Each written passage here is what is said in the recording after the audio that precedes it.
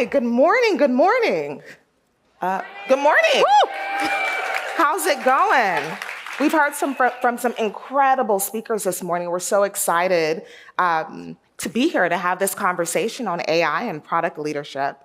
Because whether we're ready or not, AI is already shaping how we work, how we build, and how we reimagine the future, or maybe even what we decide to eat for dinner.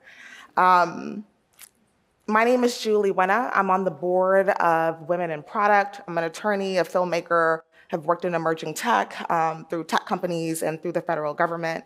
And today we are joined by leaders who set the trends for reimagining the future. And we'll dig into what that means for technology and the future of product. So we have Aparna, Chennapragada, Chief Product Officer of Experiences and Devices at Microsoft, who is responsible for Google Lens. So if you ever saw a dress and you whipped out your Google app and you were trying to figure out where that dress was from, you need to thank Aparna when you see her. Okay? All right. And if it doesn't work, send me the bug report. We've got Choe, the Global Brand President for Vans, who oversees strategic direction of VF's and Vans' global business. Sun was responsible for bringing and introducing footwear to Lululemon. So, big ups there. And then we have Tiffany, the Senior Vice President of Product Platform and Enterprises for Atlassian, who spearheads the unification of the company's Agile and DevOps. And she has been at the forefront of disruptive technology and is responsible for the virtualization at VMware. Help me welcome our panelists. Now, to start, let's ground ourselves, right, in the big shifts that are underway and with AI. We know AI is changing workflows, leadership expectations, and how teams pretty much operate.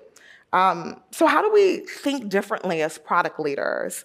Aparna, you've led organizations and teams through multiple platform shifts such as mobile, search, and now artificial intelligence.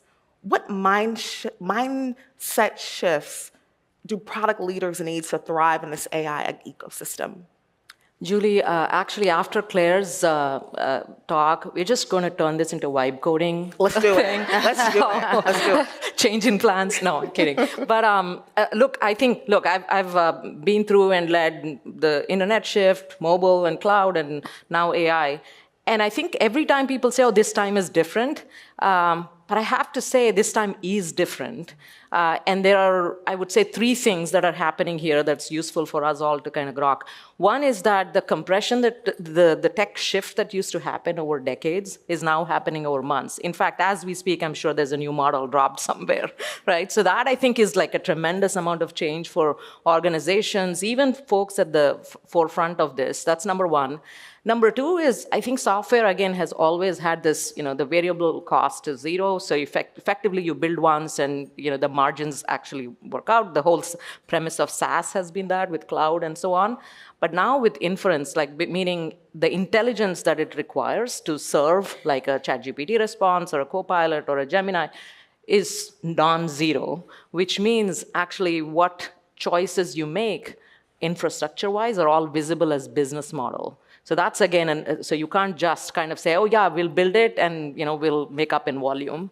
The third thing, most relevant for this audience and for all of us is how we are making products changes. And I'll give one example, and we can talk more about this, which is in the last 5 product reviews that I've been in, we didn't start with the PRDs. We started with the prompt sets. Some of you might have heard me say this, as the prompt sets are the new PRDs, and the natural language interface, NLX, is the new UX. So for us, all product builders, that's the biggest change, that prompt sets and evals are really the new way of making products. That's an insightful take on what we should be thinking about. And yeah, prompt sets are the new PRDs. And, this shows up differently in different industries as well, with a little different take. Vans is rooted in culture and community. How are you using AI across your organization, whether that includes core product development elements like design and inventory? And what are some of the biggest surprises that you've seen? Yeah, I'd say our take on AI is probably a little bit different, just more in the design world. And so we use it in a couple of different spaces. First is really in the design process, where using generative AI, we can really iterate much quicker. The best tool, I think, that this creates for a lot of designers and creatives is sometimes it's a bit paralyzing to start from scratch and draw a pair of shoes or draw that perfect design on a blank piece of paper. So when you can prompt AI to say, hey, what would it look like if I married a pair of Authentics with a brogue loafer, and what could that look like? And it spits out an image for you. And from that, the designers can start building off of and iterating with the tools that are out there. So that's on the creative side, how we're really leveraging AI. It also allows our teams to go much faster in the design process and the creation process. The other thing it allows us to do is design digitally, and it takes a lot of the prototyping and sampling out of the equation where you have to go back and forth with the vendors.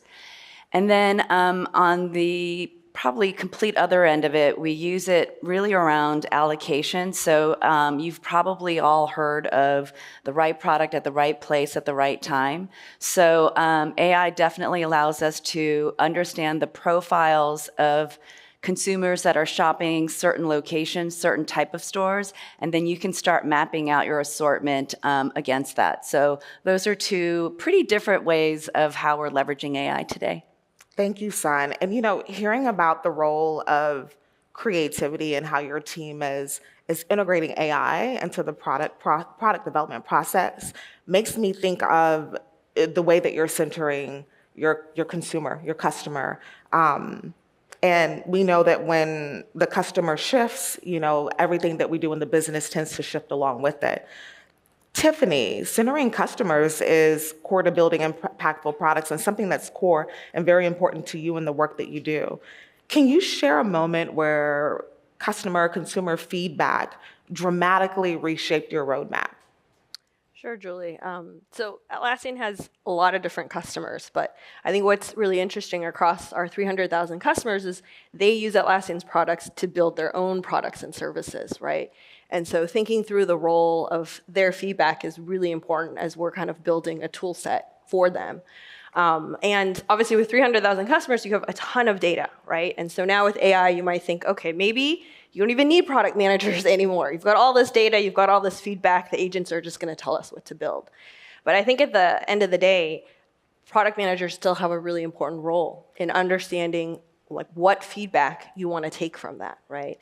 And so for Atlassian, and I've seen this in my experience at my prior companies, VMware as well, it's important to try to identify the thought leaders, because it's always a small set of customers that are pushing the envelope with your product. And oftentimes they're going to be the ones setting the trends. They're going to be the ones most aggressive about experimenting with AI. And they're the ones that are going to help you build kind of that next generation of products and services that will then help the rest of that customer base. And so, for example, obviously no one could have predicted what would happen with AI and the time when it would happen. But for Atlassian, about 6 years ago when I joined and I was talking to customers, there was a set of them that kept telling me, hey, we're reaching the limits of what we can get in terms of insights out of your product. We put this really important data into it, but we're not really able to derive insights from it. There's not enough context. And so that really motivated us to start investing in connecting the relationships between that data. So we started to build out a graph that connected who's working on what projects they're working on, what the goals are. Little did we know, all of that context layer then, when AI came along, put those two pieces together, now customers can get so much more from their data because they've got the context from that graph, and then now they have AI agents able to work with that graph. And so being able to find those early customers that can push that envelope, I think can really change the trajectory of the value you can deliver over time. That's fantastic. Thank you, Tiffany.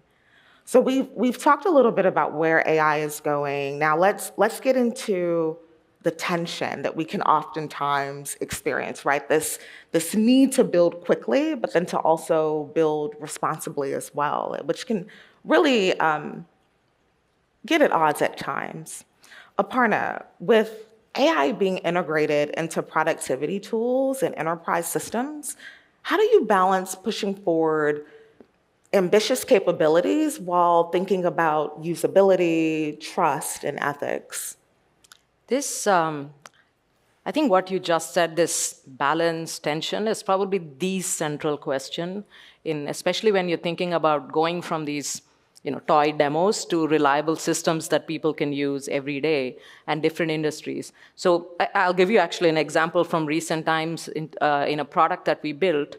And it's something that many people use both with Microsoft products and other products, a recapping and a summary of a meeting. Before, you had people who would kind of just like take notes and so on. Now you have transcription plus reasoning model. That means that you can really get like a much more insightful commentary on what the meeting was about. But here's the dilemma on the trust side, which is the feedback we get from customers is it's amazing, and what's the governance of it? So to me, in enterprise at least, it's a two-for. Every product feature is a two-for. You have the actual utility of the product and the governance, and you can't separate these things out, right? And so in this case, we had to make sure the access to that was for people who were in that meeting or access to that meeting. It had the legal and compliance requirements. There's every feature that you think about, at least in the enterprise, you need to think about the shadow twin of like governance. And it's not easy, right? So it's the tagline or the mantra I give teams is, you gotta innovate at the speed of trust, right? And that just means, in some cases, getting ahead, tip of the spear, show the art of possible. But in many cases, it is about saying, imagine what happens if this is a system that every day customers are relying on. The picture often, I don't know, I'm dating myself, but there was an ad in YouTube a while ago with Wenah, I think. Like, he's basically doing a split across two trailers. And that's my life. That's our life, right? You just have to innovate. We're going to put the image up here. Exactly. Yeah. You have to innovate at the speed of trust. And you lose balance on one of those, bad things are going to happen. Yeah. That's a good one. That's a good one. And you're right. We got to innovate at the speed of trust. I like that. And that perspective on balancing ambition and balancing trust, it raises a question. So when we think about treating artificial intelligence and machine learning models as a design partner, what are the outcomes there? Tiffany, responsible product development has been core to your work as well. What role do you think that AI should play as a design partner, and how are you in the business thinking of integrating it into your products and offerings? Yeah, so definitely +1 to everything Aparna said. All of our customers are putting their hopes and dreams, their most important data into our system. So you have to start with trust, definitely as the baseline. But at Atlassian, one of our key philosophies is that we really want to bring the power of the entire team together.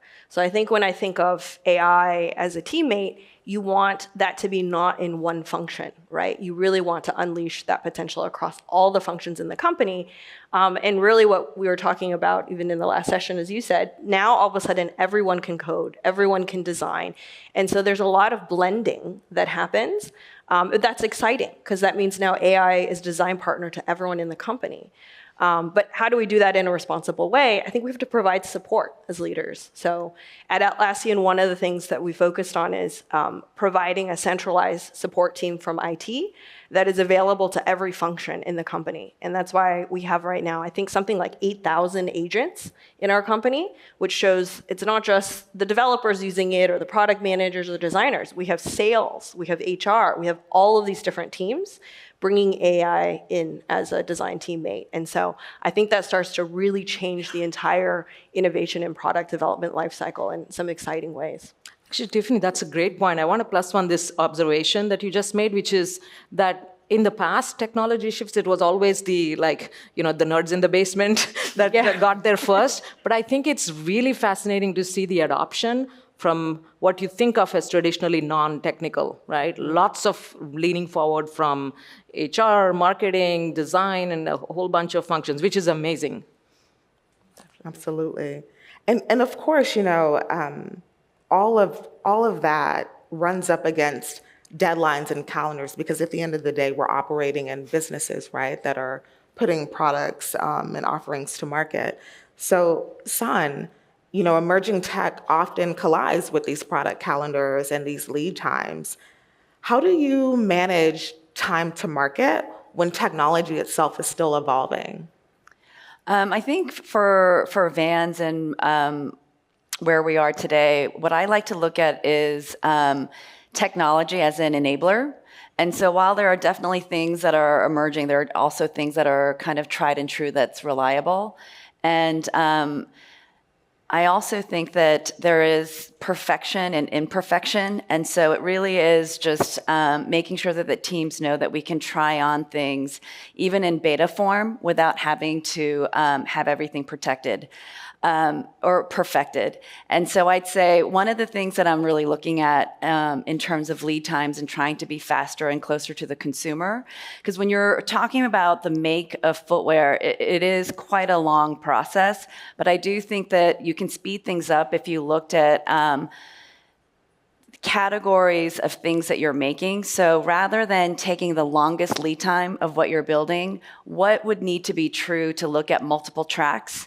And so really working on the idea of some things take shorter to market, some things are going to take a lot longer to innovate and build, and just making sure that we're really cognizant of what each of those lead times are and creating multi-track calendars. I think it's going to be a huge unlock for the industry and something that we're starting to spearhead and making some good progress. Excellent. Thank you, San. So we've been looking at the present, but I'd like for us to think a little bit about the future of technology, emerging tech, AI. All of you, you've each led across different industries, different eras of change. And as we look ahead to the rapid race of advance and rapid pace of advanced technology, what principles guide how you build your teams and products today? And how does it shape the future that you want to design? Aparna? We don't have 5 hours, right? I have 2 hours. No, I'll give the teaser version of at least what's on our minds, what's on my mind. I'd say 3 things, right? So number 1 is the what, the product, the what are we building? I think there again, like we're just done with the just add AI phase, right? Every technology shift, the first thing that people think about is, let's just take the previous thing and then just tack on AI. That's why you see the chat pimples everywhere, right? But now I think what's going to happen is people are going to think AI native, like what are the new products? So on the what, I would encourage all of us to think, what are new things that are possible ground up? And this is a great opportunity as product builders. Then the second thing is around the who, and the teams themselves are changing. To Tiffany's point, the swim lanes are blurring, right? A designer who can code and a product manager who can prototype, it is great. At the same time, I do see kind of a double bar, like a barbell shape to the teams, which is there are the generalist product builders, but then there's a handful of what I call model whisperers, the folks who are really close to the AI and know what is going on. And the ideal teams that we are crafting together have both of these, the generalist product builders and then the model whisperers. That's on the who.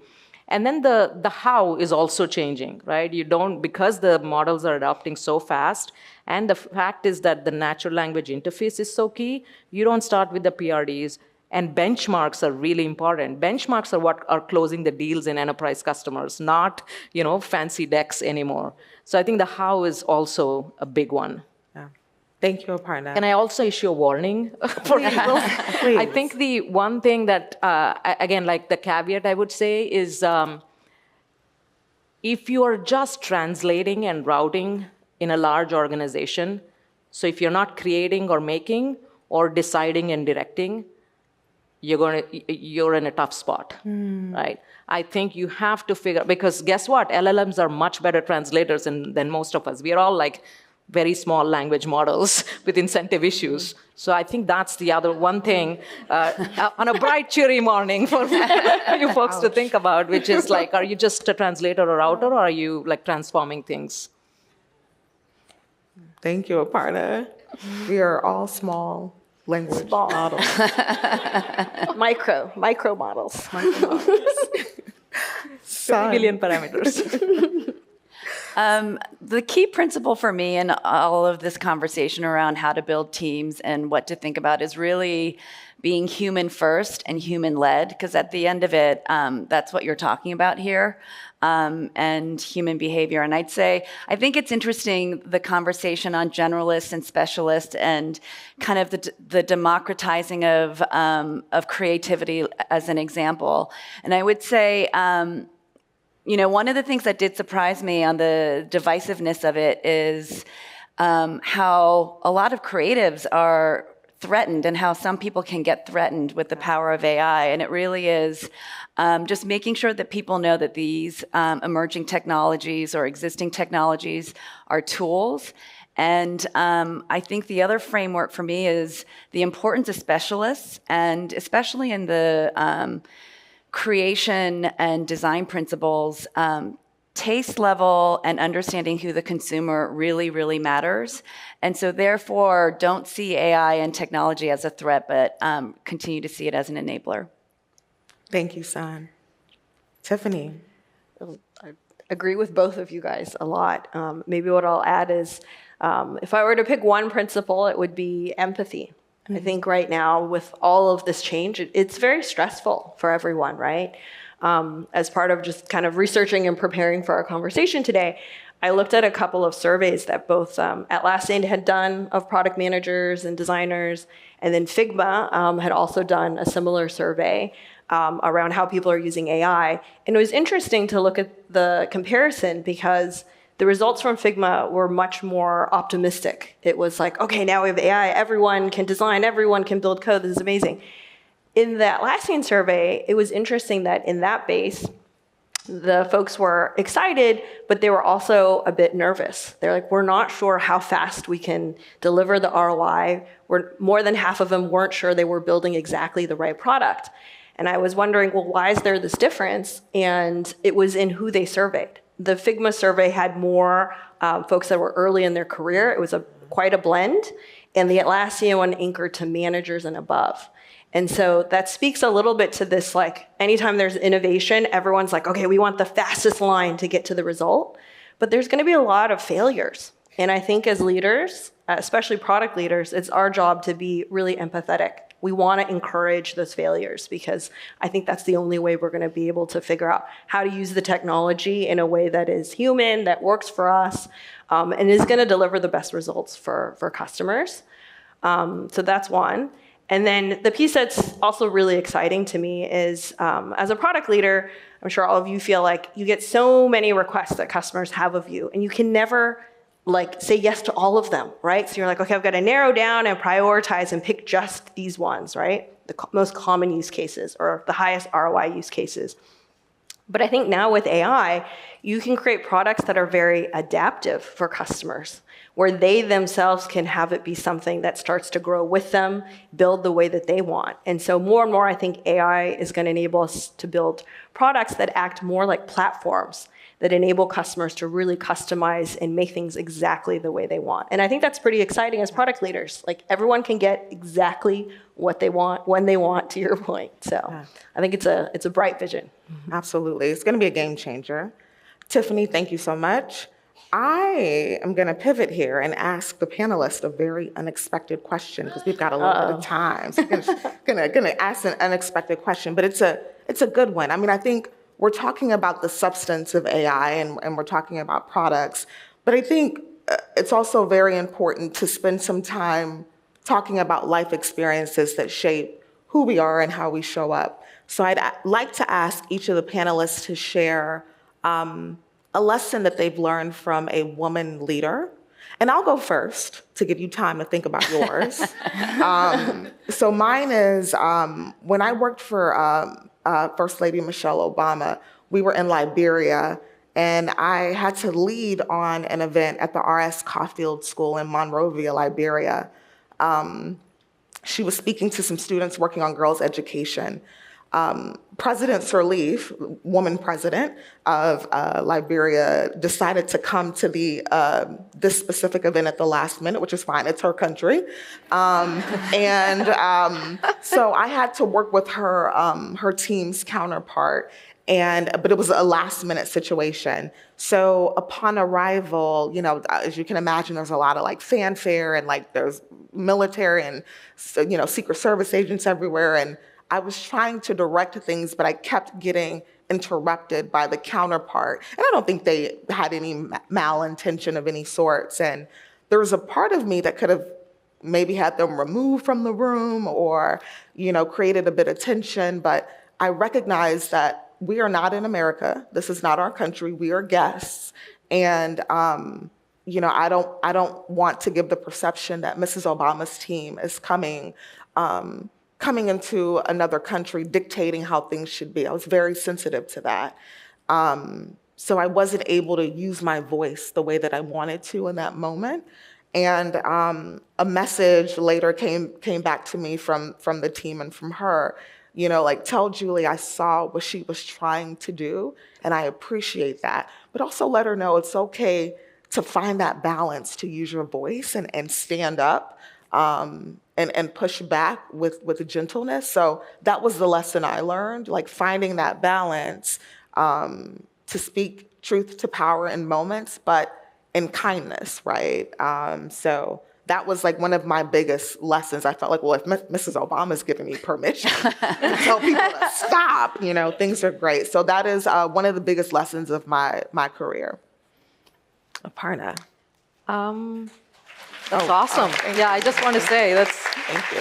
Or I can start with Tiffany and work my way back. I'm okay with that. Yeah, okay. yeah. I think to me, there's many leaders that have kind of influenced and kind of almost like given me a few of these nuggets. But the one that comes to mind is I was in one of these promotion review committees in my past life at Google, and one of the women at the table had us do this exercise. So the setting was, hey, there's one person. It was very clear. It was the prototypical case of we were looking at a woman's packet, and clearly they're like, oh, it's just too aggressive, brash, all the classic couldn't have been more stereotypical.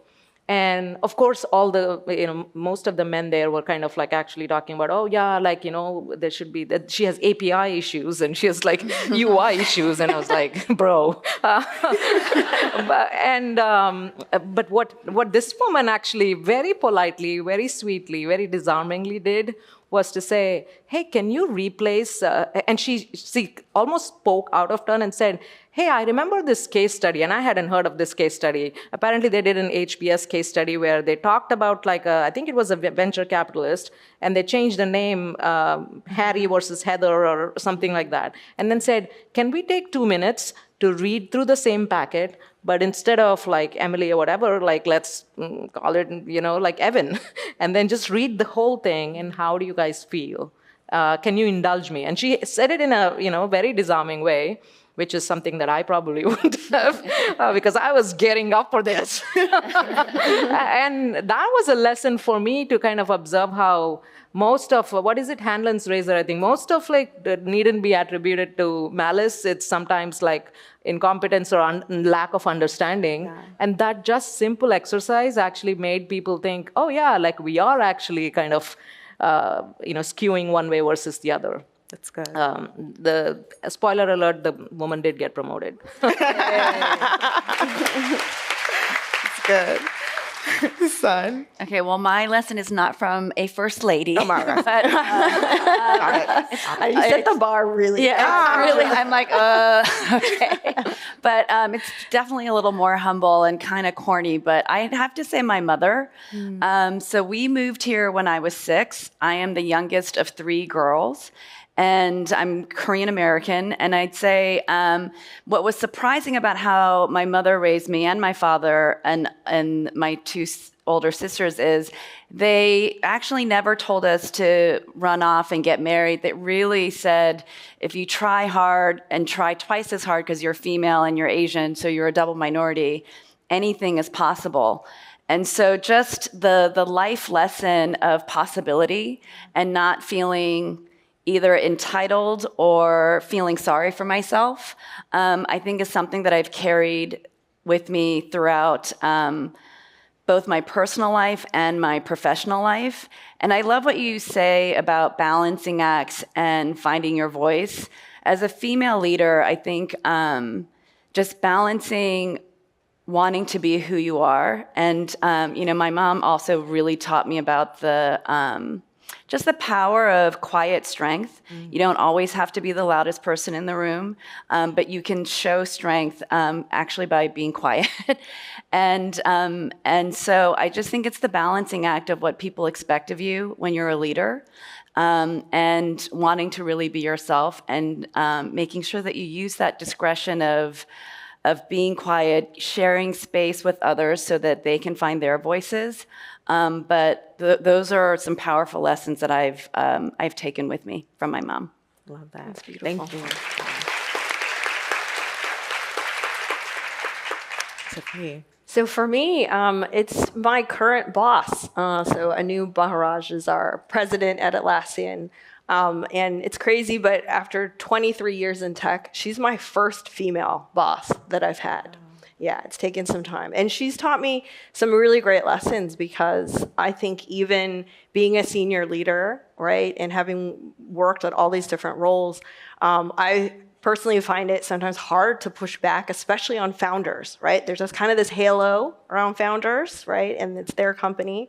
And there have been several incidents, one a few years ago around, an acquisition that I wanted to make, and I didn't think the founder would want to do it. And she is someone who just really epitomizes that, like, believe in yourself and you can make your case to anyone. It doesn't matter their role, their stature, it's the founder or not. And so she's been hugely helpful in helping me kind of grow that voice, because to Sun's point, it's like sometimes there's cultural things as well, right? You're kind of taught early on, especially in Asian culture, that you have to really respect authority.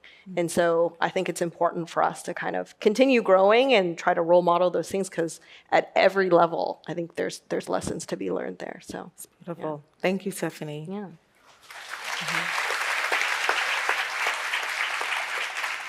So we have a minute and 16 seconds left. And Counting down. We're going to do rapid fire very quickly. So let's get into it. Favorite song on repeat? Aparna, go. Who run the world? Girls. Son. Dodger Blue.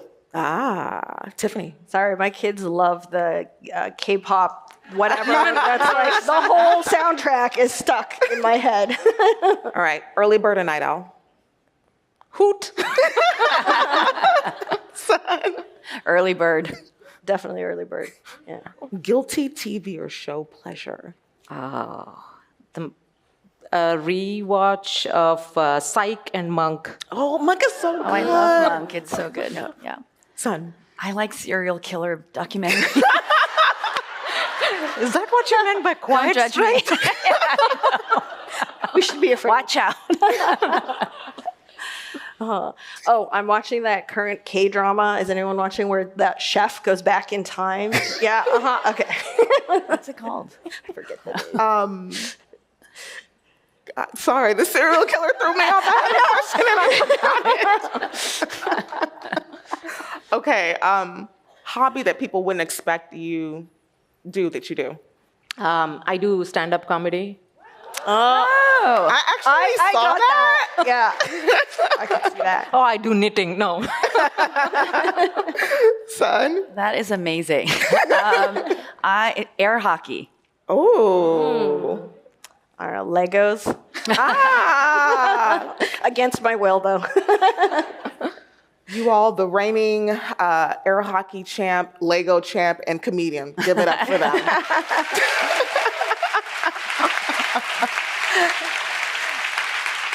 Thank you all so much. Aparna, Sun, Tiffany, thank you for your time. We hope this was very insightful. Happy conference. Thank you. What was yours? Oh, it's my